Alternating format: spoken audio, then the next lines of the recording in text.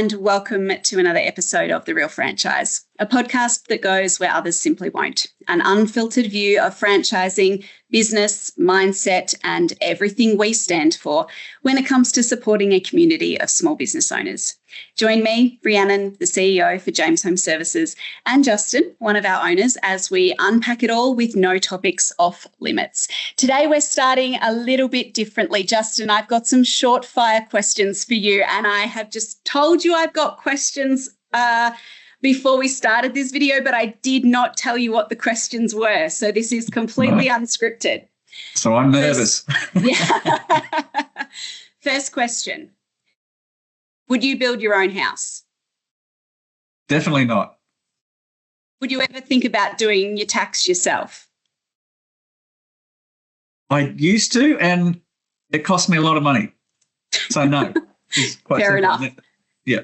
What about if your car started making an odd noise? Would you pop the bonnet and have a bit of a squeeze yourself, pull out the spanners and start pulling things apart? Definitely would not pull out the spanners, no. No, absolutely not. What about starting a business? To be honest, no. No, I would not just do that on my own, no. Yeah. And you are one of the smart ones. The topic we are talking about today is winging it in business because, let's be honest, the answers you gave, you wouldn't build your own house, you wouldn't do your own taxes, if you want to lose some weight, you probably go and get a personal trainer or a fitness plan, or, if you want to learn sales, you go and get an online program, right? Anytime, we even outsource things like dinner sometimes, we'll go out. We'll go out or we'll order Uber Eats, right? We get help in almost every area of our lives. And yet most people that, if you ask that question, would you start a business yourself? Most people would actually answer yes. Why do you think that is? Because it's the riskiest thing. It is the riskiest common thing that most of us ever do, starting a business.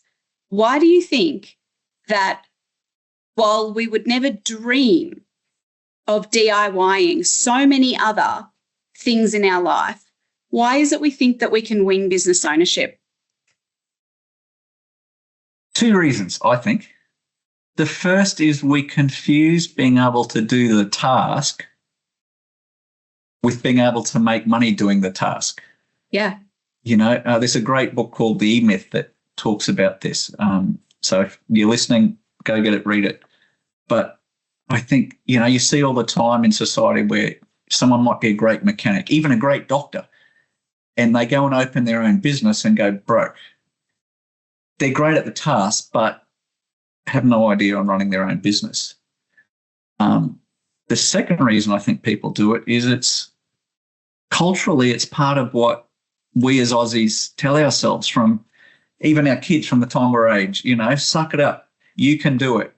Tough it out. You can work this out. Stand on your own 2 feet.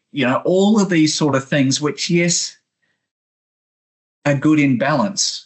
But if you do that and live by that motto and stand on it alone, the DIY culture, I think the DIY culture is, I think it has a lot to answer for. There's things that you absolutely can DIY, right? Yes. Totally. But I think that we have normalized DIY so much that now we think we should be starting a business by ourselves. If you go to your friends and family and say, hey, I'm thinking about starting a business, they go, yeah, great. Just jump on YouTube, listen to the podcast. You'll be right. Sign up for an ABN, get a logo, off you go. There's no real consideration of just how challenging it is. And your first point that, we confuse task with being able to actually run a business, executing the task. I think that's such a critical point because, there are 1,000 skills you need as a business owner. And I can almost guarantee that there is absolutely no job in the world that you can do other than business ownership that prepares you for business ownership. Because I think such a common misconception is that if you've developed some sales skills or some admin skills or some negotiating skills or some marketing skills, you think that will transfer to business ownership. And you're right, that skill transfers into business ownership, but business ownership is 1,000 things. Business ownership is everything, not just one or two skill sets. So I think that we totally underestimate just how much we have to know and how much we're going to need to learn really quickly when we start a business. Yep, absolutely. We've got a great guy signing up with us today, as you know, to take on a lawn and garden business. And I was sharing with him yesterday going through, and I said, look, once you sign off today, that's sort of the green light for us, for our team to do over 120 different things in setting up your business before you start. Like, there's 120 different things that we do that are just standard process for us so that someone can launch their business. If you're DIYing it, and if you're listening to this now, well, what are the 120 things that you have to do? Like, you got to work it out. Yeah. And it's, and I think these might be harsh words, ignorance, arrogance, to think that we can, and my hesitation when you asked me the question before, Justin, would you start your own business, is around that, As you know, we've had some tough knocks over the years, and I think I've learned enough to know, the older I get, I have this saying, the older I get, the more I realise how little I actually know. Yeah, I agree. Yep. And yet there are great people out there with skill sets. Each of us have great skill sets, but we're not the entire library. Yeah. And I think something we don't talk about very often is the cost of failure. And we're not going to dive into that in this video, because I think that actually we should do a totally separate video on the cost of failure, because I just think that it is not spoken about. We all glorify that we're going to be successful, and the reality is only 20% of people who start businesses, those businesses are actually still trading in 3 years' time. Only 20%. That is a sobering statistic that deserves a conversation all of its own. But what I want to move us on to is talking about what, you've been around business long enough, so have I, that we have seen it go wrong inside and outside our network. But what typically happens, and I'm referring to, I know that you're going to be thinking of a few people who you've spoken to during the process, the information process. They've been weighing up, should I get help or can I just DIY this? And they decide they're going to give it a crack DIYing it. What usually plays out? They get 6 months down the track. What, if they're in that 80% that doesn't make it, what does that look like? How does this actually play out in 6 months? What is the risk of thinking you can DIY? What practically happens over that next 6 to 12 months? Well, 80% of the time what happens is they burn through their savings, they can't meet their financial commitments, their standard of living dramatically changes. They end up throwing their hands and going back doing the thing that they were trying to get out of, going back to the FIFO job or and then sadly, I think is they shut off, having a business is not for me. For the rest of my life, I've just got to be an employee. I tried it once. I learned the hard lesson. I'm going to stay in my lane. And boom, they just get stuck in that rut. And for 80% of people that start their own business, sadly, that's what happens. And if it's the sort of businesses we're in, at least it's not that much upfront capital. So in most cases, people, keep their houses and that sort of stuff. But in other businesses where they've bought a fast food restaurant or started a mechanic shop or stuff like that, they lose everything, lose their houses, and that takes decades to recover from. Yeah. Just because, I've got to DIY this. It can't be that hard. I mean, how hard can it be? Yeah. Right. I hear that so often. How hard can it be? Yeah. Well, yeah. Doing the task might not be hard. That might be something you've done for decades. But that's like that much of running a business. Yeah, it's And that's everything what we're else talking that about. goes around it. I just thought of a funny story. Like, you're going to laugh at this, particularly with your skill set that you've learned over years. I decided not recently, but with the house that we've recently sold, I was going to DIY a bit of plumbing. And over a few years, we had 3 different leaking taps that I attempted to fix. I'm not a plumber. You asked before if I build my own house. This is why my wife will tell you definitely not. I have good mates that have plumbing businesses, but how hard can it be? It's just changing a washer. Every one of those turned into a disaster. And I worked out, I actually did a talk on this, so I had to sit down and calculate. Each tap washer on average cost me $1,780. Oh my goodness. And that is the cost of failure. And that's just changing a tap washer. 3 of them. Me. Yeah. And that's the reality, because if you're not skilled in an area, and if it's not something that you know how to do, the risk of getting it wrong sometimes those consequences of getting it wrong can be way bigger than just the solution in the first place. And of course, in your scenario, the solution is go get a plumber, right? But if we're talking about starting a business, there is a solution. There's a myriad of solutions, one of which is a franchise network. I think there are a couple of reasons why people generally either write off or overlook franchise networks. I think a lot of it has to do with the fact that when I say franchise network, most people start thinking about something. Yep. And for a lot of people, what they start thinking about is negatives. I've got to spend a lot of money up front. I get very limited support. I'm all in. This is all the risk that I'm taking. I don't know if this is going to work. And, am I actually going to get help in the things that I need help in? Is the network really going to build my skills? Are they really going to send the leads? Are they really going to follow through on all of the things that they're saying they're going to follow through on? And I think when people think that way about franchising, they are thinking about the traditional franchising model where you buy your business up front and, basically what you're buying is you're buying brand, you're buying reputation, be it good or bad, you're buying marketing, leads, and then really all you're getting otherwise in most cases, unfortunately, and this is why so many people are right when they think about franchising negatively, you just get some random person's phone number and you get told that if you need help, that's the phone number to ring. Why is that different in our network? Because that's the traditional model. And I think people are thinking about franchising and looking at it going, everybody's doing that. And I can tell you everybody is not doing that because we are not doing that.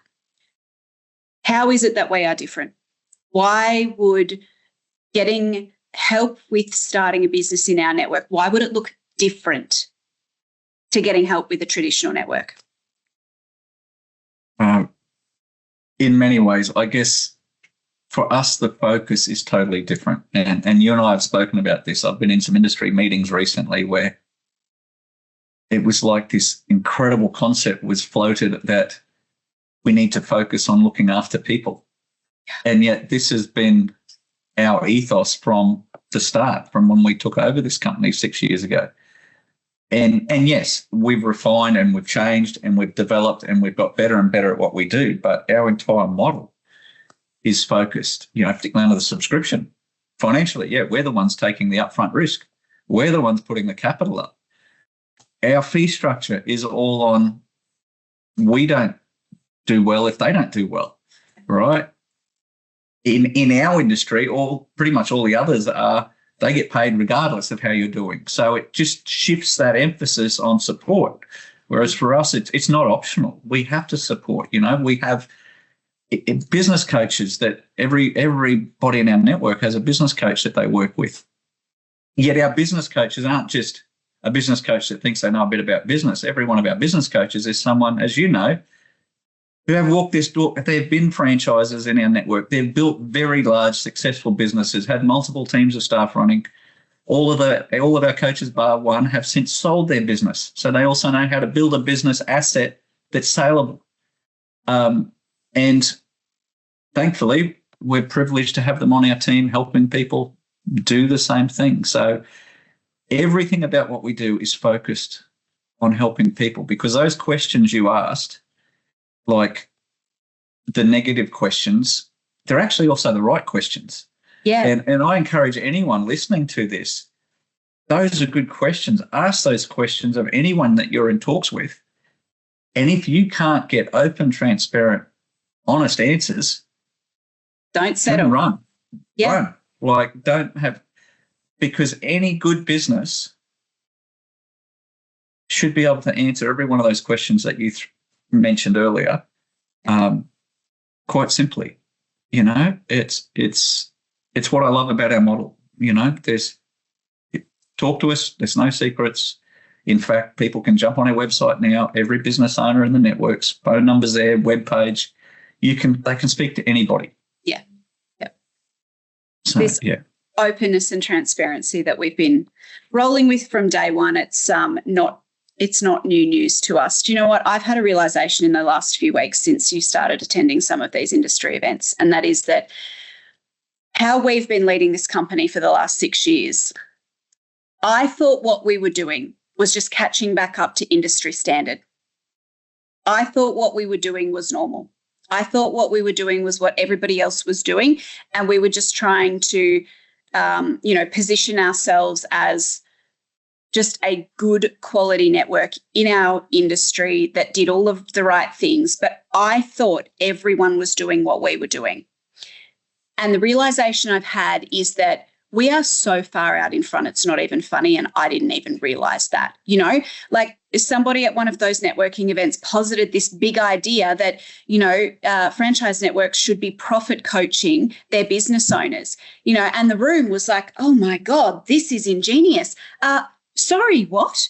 We've been doing that for 5 years. Then something else that came up at one of these events was, you should be using the 1 to 2 occasions that you contact your franchisees in a year to help them with their business operations and their profit and to set goals and targets. Sorry, what? You're only talking to your franchisees 1 to 2 times a year? What? We talk to our business owners 1 to 2 times a week, particularly in that early startup phase where it is just so critical that we help you to get off the ground the right way and set up all of the right business practices so that you can be successful long term. So the model that you and I have been developing and leading in this network for 6 years now, turns out it's groundbreaking, which is hilarious. And it also has been such an eye-opener to me as to why franchising is still viewed in such a negative light. Because if that over there is normal, then it doesn't pass the sniff test. Yep. Look for a network, and we can't be the only network doing what we do. There's got to be other wonderful, incredible networks out there that genuinely build skills, that charge the right way so that it's incentive driven for both parties, that have models that are designed for the business owners to be successful within them. There's got to be plenty more of us out there.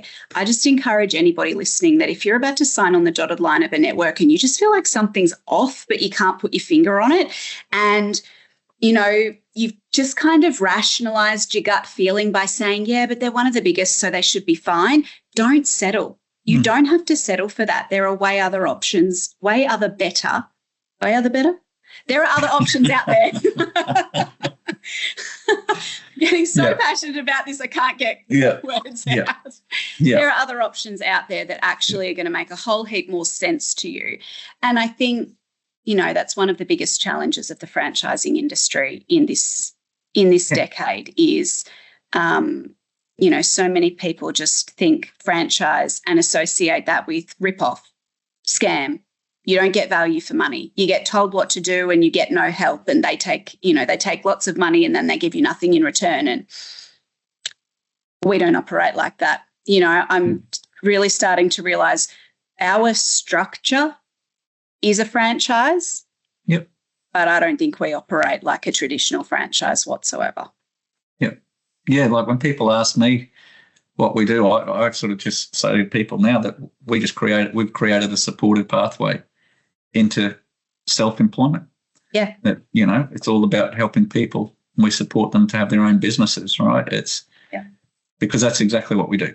Yeah. And I think that removes some of that potential connotations in someone's mind if we say, oh, yeah, we're a franchise network. And I guess circling back to the DIY thing, it's that support that makes a difference, and I know in probably the next episode we'll talk about the costs of failure. Yeah.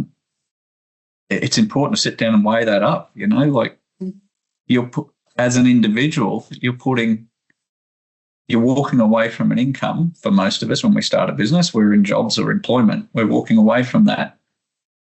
And we've got families and we've got mortgages and we've got this and that. All that's on the line. Yeah. And you think you're just going to wing it? Like, oh, you got appendicitis. Well, get a scalpel, do it yourself, get jump on Dr. Google will help you. Like, you laughed at it. Like we laugh, yet we'll go and do something that's almost as critical for our family and we'll work it out. Yeah. We'll learn the hard way. Yeah. I've got this.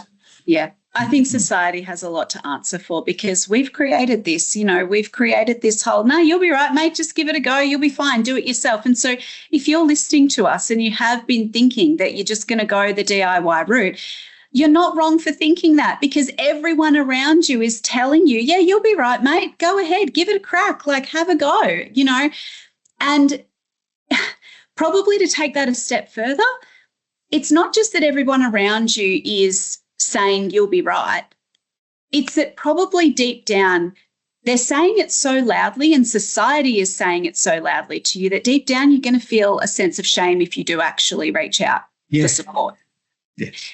And that's the thing we have to fix. We have to normalize getting support when you make one of the otherwise riskiest decisions of your life. We have to normalize getting support when starting a business. Yeah. It's so true, isn't it? So true. Yeah. I think that is a natural place to leave this episode. Spoiler alert, next episode, we are going to talk about the cost of failure. And I'm going to give you another spoiler alert because I'm feeling very charitable. I've already run some numbers on this, Justin. And I looked at the cost of failure to the average person that starts one of our businesses. And then I compared that to the cost of getting our support. Our support costs about 1/10 of what the failure might cost them. Yep. So that is what we're going to talk about in the next episode of The Real Franchise. And I hope that you'll join us for that really soon.